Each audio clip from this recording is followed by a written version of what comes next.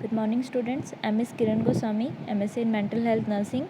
In today's class we will see about the admission and discharge procedures. Okay, अपने unit में दिया गया है एडमिशन एंड डिस्चार्ज प्रोसीजर्स करके, ठीक है। और हम लोग जो ये प्रोसीजर्स है एडमिशन और डिस्चार्ज का, ये हम लोग ऑलरेडी किस में पढ़ चुके हैं, मेंटल हेल्थ एक्ट में जो चैप्टर्स थे ना उसमें अपन क्या पढ़ चुके हैं, types of admission and types of discharge. Okay, types हम लोग ऑलरेडी पढ़ चुके हैं, इसलिए इस आज की क्लास में हम लोग सिर्फ क्या पढ़ेंगे, roles and responsibility of a nurse, ठीक है।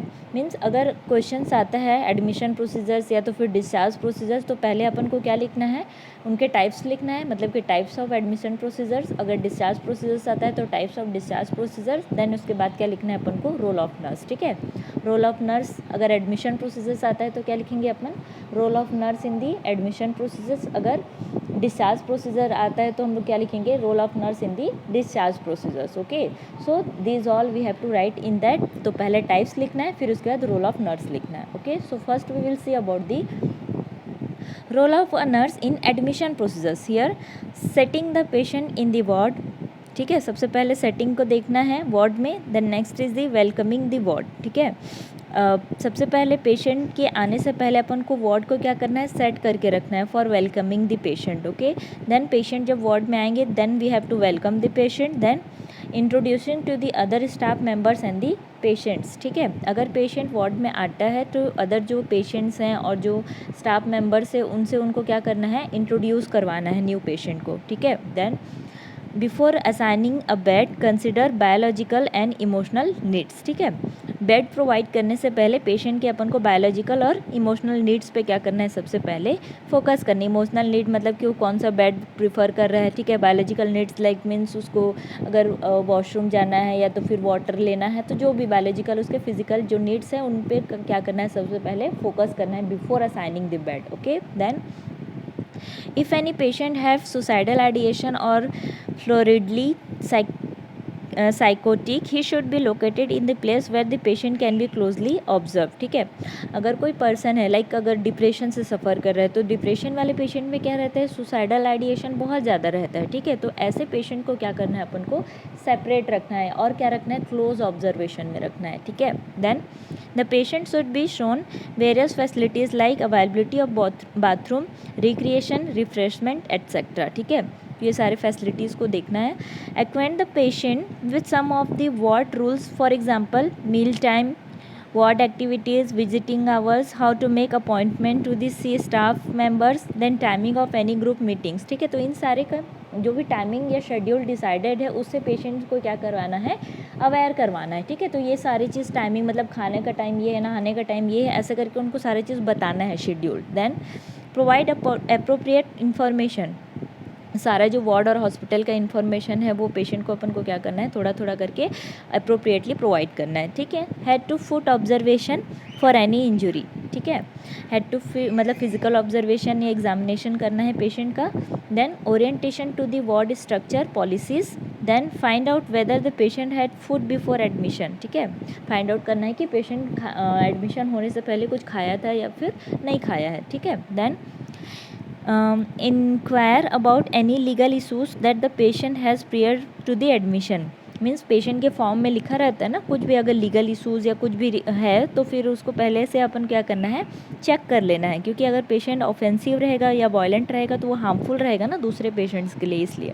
Then perform history collection and MSE, ठीक है। उसके बाद अपन क्या करेंगे, सारे चीज़ करने के बाद अपन हिस्ट्री टेकिंग लेंगे पेशेंट का, एंड देन उसके बाद मेंटल स्टेटस एग्जामिनेशन करेंगे। Okay, right nurse notes, inter इन एडमिशन रजिस्टर। उसके बाद अपन को क्या करना है, अपना नोट्स बनाना है, नर्सिंग नोट्स बनाना है जिसमें हिस्ट्री MSE सारा चीज़ पेशेंट का इन डिटेल लिखा हो, और पेशेंट का जो प्रोफाइल है, पेशेंट का जो बायोडाटा है, वो सारा चीज़ अपन को एडमिशन रजिस्टर में फिर उसके बाद क्या करना है, फिलअप करना है। Okay, so these all are some role of nurse in between the admission, ठीक है। देन नेक्स्ट उसके बाद अपन देखते हैं role of nurse in parole. Parole मतलब क्या होता है कि पेशेंट को अपन क्या कर सकते हैं, आफ्टर एडमिशन अगर उसके घर में कुछ इमरजेंसी है, कोई मैरिज है या तो फिर कुछ और फंक्शन वगैरह प्रोग्राम है, तो उनको अपन कुछ दिन के लिए स्टे करने के लिए अलाउ करते हैं पेशेंट को, ठीक है। और इसका मैक्सिमम डेज कितना होता रहता है, 90 डेज, उसके बाद फिर पेशेंट को क्या कर रहता है, वापस हॉस्पिटल में आना रहता है, ठीक है, विद इन 90 डेज, उससे ज़्यादा एक्सटेंड नहीं कर सकते, okay. So this is what parole. अब रोल ऑफ नर्स क्या है पैरोल में, ठीक है। First is parole is the permission given to the patient to perform certain rituals or attend certain family functions, okay. Here relatives are clearly instructed about the purpose for which the patient is being sent home and when he should be brought back, ठीक है। Relatives close observation में at home में patient को रखेंगे और उसके बाद assure बता देना है नर्सिंग स्टाफ्स को या फिर साइकेट्रिस्ट को कि पेशेंट कब रिटर्न आएगा, ठीक है। Then instruct the relatives as to how they should converse or behave with the mentally ill person according to the instruction given by the doctor, ठीक है। मेंटल इल जो पर्सन उसके साथ कैसे बिहेव करना है जो नर्स रहेगी वो पहले से ही क्या करेगी, इंस्ट्रक्ट कर देगी सबको, ठीक है। If the patient is receiving any medication insist और regularly and give necessary instruction to the family members about the dosage side effects, ठीक है। अगर पेशेंट जाहिर सी बात है हॉस्पिटल में एडमिट है तो क्या होगा, उसको मेडिसिन भी चल रहा होगा, ठीक है। तो नर्स क्या करेगी, यहाँ पे फैमिली मेम्बर्स को अच्छे से इंस्ट्रक्ट करेगी मेडिसिन के बारे में, उनके डोजेस के बारे में और साइड इफ़ेक्ट्स के बारे में। Then the relatives is asked to observe communication pattern, sleeping pattern, drug allergy, socialization, ability to perform role, ठीक है। अब घर पे है पेशेंट तो यहाँ पे जिम्मेदारी किसकी है, रिलेटिव्स की है। वो उसको क्लोजली क्या करेंगे, पेशेंट को ऑब्जर्व भी करेंगे, उनके कम्युनिकेशन पैटर्न को, स्लीपिंग पैटर्न को, बिहेवियर को, एक्टिविटीज़ को, इन सारे चीज़ को क्या करेंगे, घर पे ऑब्जर्व करते रहेंगे, okay. The next we will say about the role of nurse in the discharge procedure. Here nurse must ensure that the patient leaves the unit with all belongings and personal effects, has appropriate medication with him, an appointment for follow up has been made and understood, ठीक है।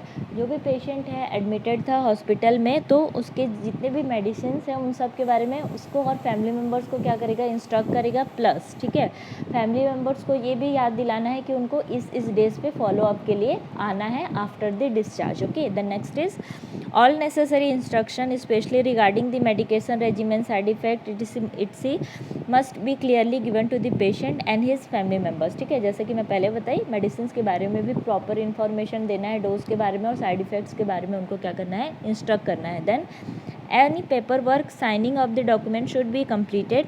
The hospital file along with all charts and note should be send to the medical record section, ठीक है।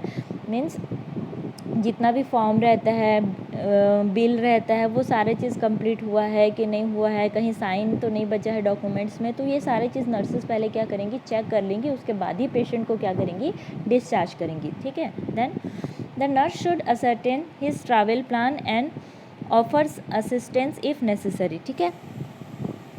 Travel plans वगैरह को क्या करेगी, पहले देखेगी, चेक कर लेगी। Then the nurse must B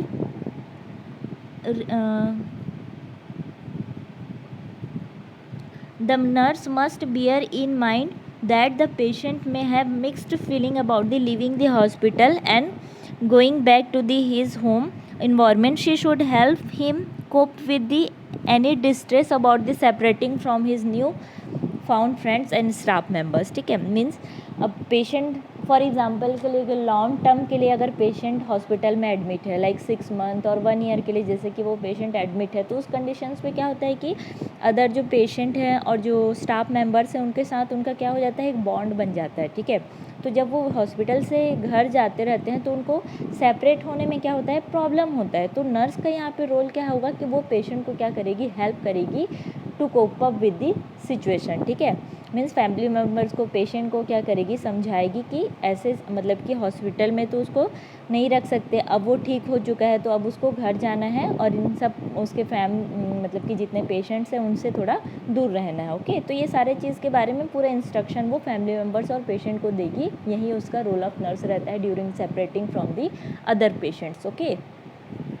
So these all are some role of nurse in during the discharge time, okay.